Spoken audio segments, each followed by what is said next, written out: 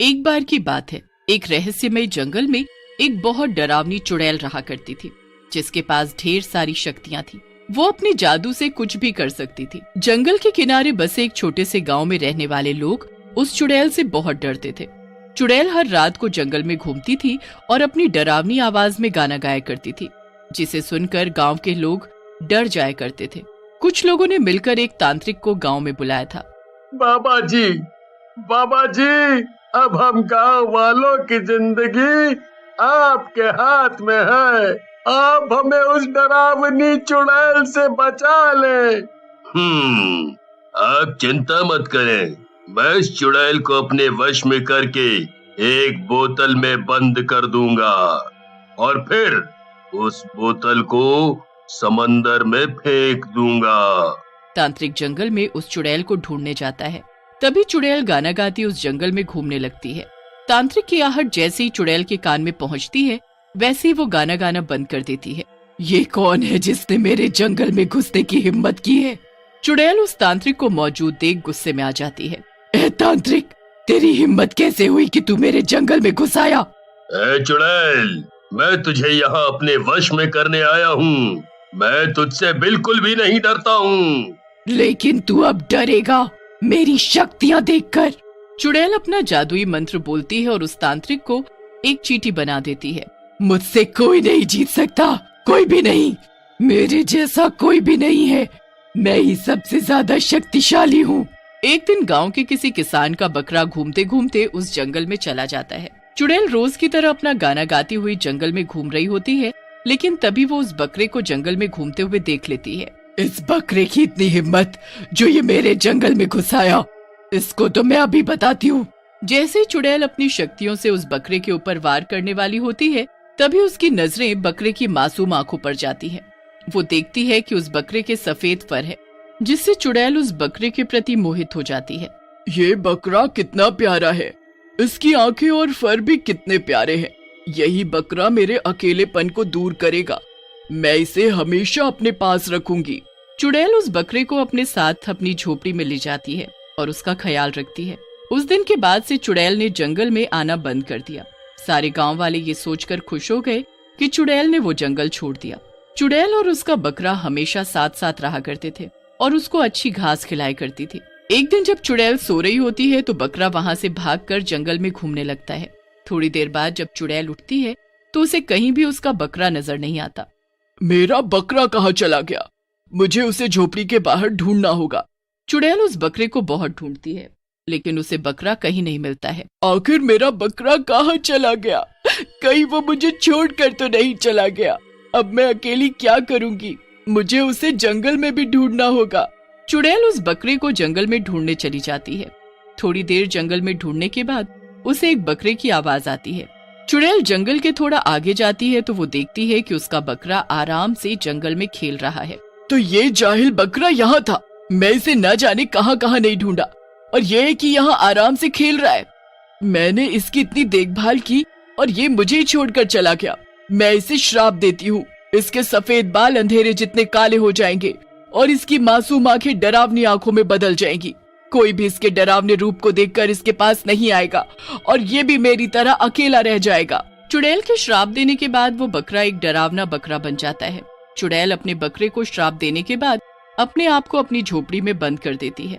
अब वो श्रापित बकरा एक रात को गांव में घूमने आता है। सारे गांव वाले उसके रूप को देखकर डरने लगते हैं और उसे पत्थर मारकर भगाने लगते हैं। बकरा उस गांव वालों का डर देखकर बहुत उदास हो जाता है और वापस उस घने जंगल में चला जाता है।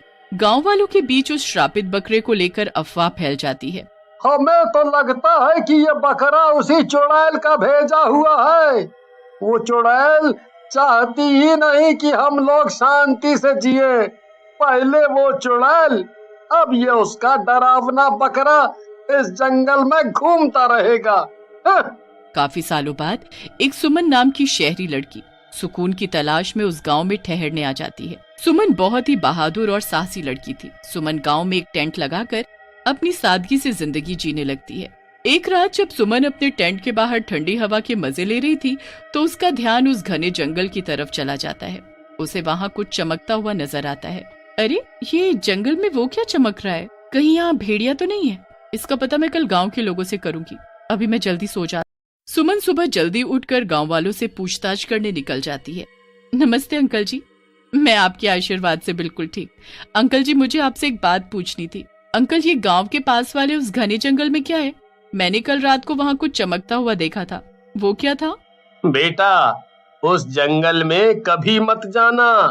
वहाँ एक बहुत डरावना श्रापित बकरा रहता है। माना जाता है कि उस जंगल में एक चुड़ैल रहा करती थी, जिससे सभी गांव वाले डरते थे। एक दिन वो चुड़ैल उस जंगल को छोड़ के चली गई, पर अपने पीछे एक श्रापित बकरे को भेज दिया। अब हर रात वो डरावना श्रापित बकरा आता है। तुम वहां नहीं जाना, नहीं तो वो तुम्हें खा जाएगा। सुमन को उस गांव वाले की बात अजीब लगती है, क्योंकि उसे श्राप, चुड़ैल और जादू वाली चीजों पर विश्वास नहीं था। फिर वो उस गांव वाले की बात सुनकर वापस अपने टेंट में आ जाती है। सुमन पूरे दिन उस गांव वाले की बातों के बारे में सोचती रहती है। मुझे उस गांव वाले की बात सुनकर जिज्ञासा उठ रही है। मुझे एक बार एक रात को उस जंगल में जाकर देखना होगा कि आखिर उस जंगल में है क्या। अगली रात को सुमन अपने हाथ में टॉर्च लिए उस जंगल में तलाश करने चली जाती है। आज तो मैं देख कर रहूंगी कि वो चमकदार चीज थी क्या। उस सुनसान जंगल में थोड़ी देर चलने के बाद सुमन को अपने पीछे से एक बकरे की आवाज सुनाई देती है, जिसे सुनकर वो डर जाती है। अपने हाथ से टॉर्च को गिरा देती है। ये क्या था? इतनी रात को बकरा यहाँ इस जंगल में क्या कर रहा है? सुमन पीछे मुड़कर देखती है और उसे वही चमकती हुई चीज दिखाई देती है। सुमन के डर के मारे सांस गहरी होती जाती है, लेकिन वो साहस दिखाती है और जमीन पर गिरी हुई अपनी टॉर्च को हाथ में उठाकर देखती है कि वहाँ कौन है। कौन है वहाँ? मेरे सामने आओ। सुमन अपने कदम थोड़े आगे बढ़ाती है और अपने सामने एक डरावना बकरा देखकर बहुत डर जाती है। ये तो वही डरावना बकरा है जिसके बारे में वो अंकल बता रहे थे। सुमन फिर से साहस जुटाती है और उस बकरे के पास जाती है। सुमन अपना हाथ बढ़ाती है और बकरे के फर पर प्यार से हाथ फेरने लगती है। तुम चिंता मत करो, मैं तुम्हें कोई हानि नहीं पहुंचाऊंगी। तुम मुझे अपना दोस्त समझो। बकरा सुमन की आंखों में उसके लिए दया देखकर उसके पास आकर बैठ जाता है। क्या तुम वही श्रापित बकरे हो जिसे चुड़ैल ने श्राप दिया था? मैं वही श्रापित और डरावना बदसूरत बकरा हूँ जिसे चुड़ैल ने श्राप दिया था। मैं चुड़ैल का सबसे प्यारा बकरा हुआ करता था। चुड़ैल मेरा बहुत ध्यान रखती थी। एक दिन जब चुड़ैल सो रही थी तो मैं यहाँ जंगल में थोड़ी देर घूमने आ गया था। चुड़ैल मुझे ढूंढती ढूंढती इस जंगल में आ गई और मुझे उसे अकेला छोड़ने की वजह से हमेशा के लिए श्राप दिया।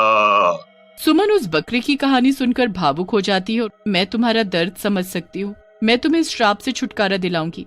मैं तुम्हारी मदद करना चाहती हूँ। बस तुम मुझे चुड़ैल के घर तक का रास्ता बताते जाओ।